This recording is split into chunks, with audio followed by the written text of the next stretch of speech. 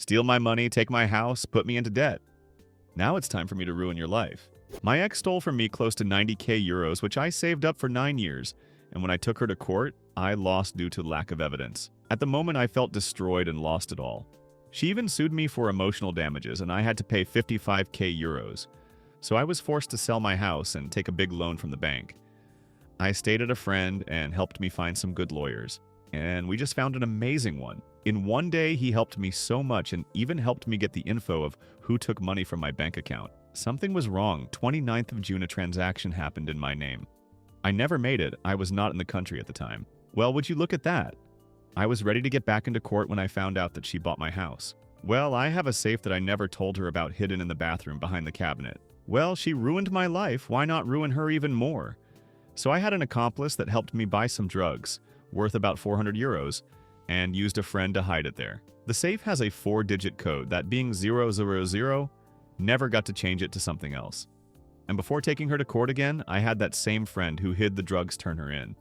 It took about a week for the cops to receive a mandate to search the house. They found nothing in the first 2 hours, and they wouldn't if my friend forgot to leave the safe cover open. That 400 euro worth of drugs are equal to a 5k euro fine and 12 years of prison. Well, I'm not done yet. Court time again.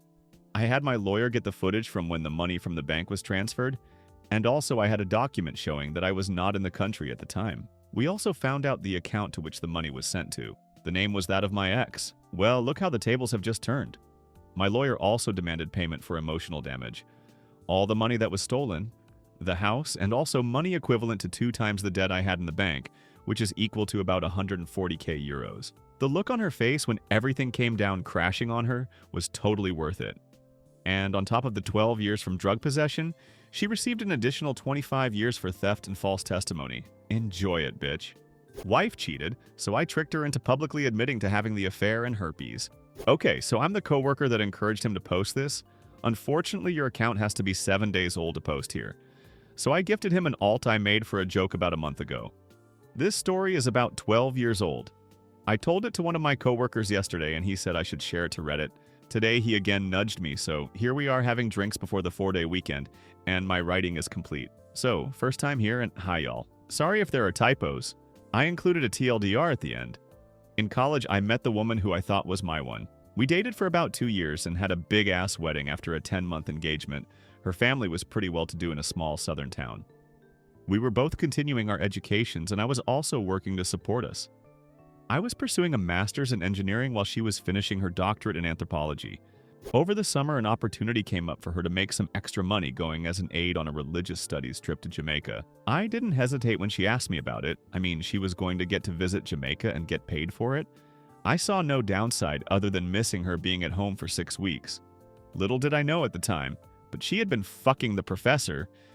He had hung out with us, smoked my weed, and drank my fucking beer. I considered him a friend, who arranged the trip for a couple months.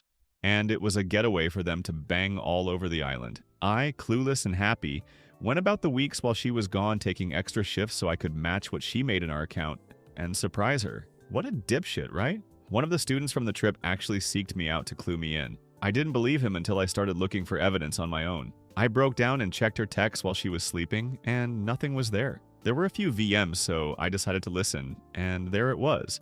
A message from that giant asshole saying how exciting it was that I almost caught them. I opened up her laptop and hit the emails after that. It was piles and piles of shit, making fun of me for not knowing, fucking in our bed and laughing about it. There was so much and I was so heartbroken. Still too hurt to take any action. I was lost. I had no idea what to do, so I sat on it for a couple weeks and acted as normally as I could. I noticed everything now. I felt so stupid for not seeing it before. So many signs. One stuck out in particular. I noticed that our stash of homemade weed lube, if you've never tried it, I highly recommend giving it a go, was going down even though we weren't having sex. It was obvious they were also using the fruits of my labor to get off more effectively. This really pissed me off. Like unreasonably so. Hulk fucking mad. It finally all hit me. I was a goddamn joke to these assholes and they were using the lube I made and fucking in my bed. I didn't hurt anymore. I just wanted to make them hurt. So while she was studying at the library, I made a new batch of lube. I put enough weed in it for it to smell like normal, but I also added some poison ivy from our backyard to the mixture. And after refilling the spray bottle we used for application, I waited. A few days go by and I'm working extra so I can be out of the house more, and bam, bait taken. That night after she goes to sleep, my plan goes into action. I sneak her phone away and delete my contact, while replacing his phone number and his contact as mine. I go to bed but can't sleep because it feels like I'm 5 and tomorrow is Christmas. Dawn arrives and she's in the shower. I get a text. "I'm super itchy, are you okay?" Now, Lord, now is my time. Look, I thought it had cleared up, but I guess I had a flare-up. I'm sorry, but I've got herpes, and I guess you do now too. I heard this bitch squeak in the shower. I'm covering my mouth, damn near losing it. I went on to tell her that it was time to end things now. A new semester was about to start.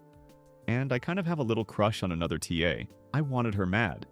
This is a woman that never got told no growing up, and never had to deal with rejection, let alone from a balding dude in his 50s with herpes. When she got out of the shower, it was obvious she had been crying, but I could see the anger in her eyes.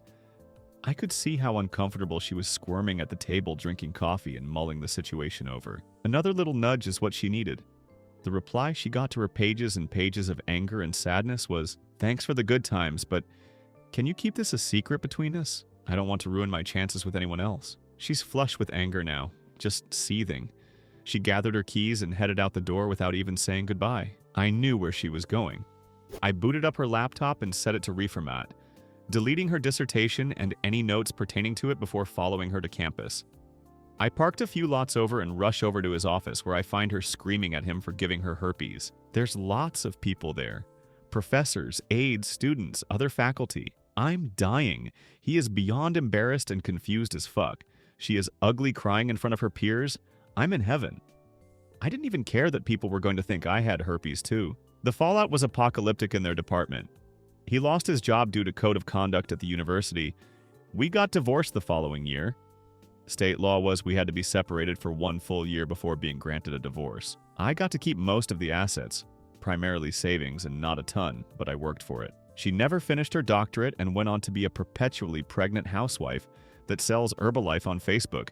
And he teaches high school now. It took a few years for it all to unfold, but watching it was glorious. TLDR.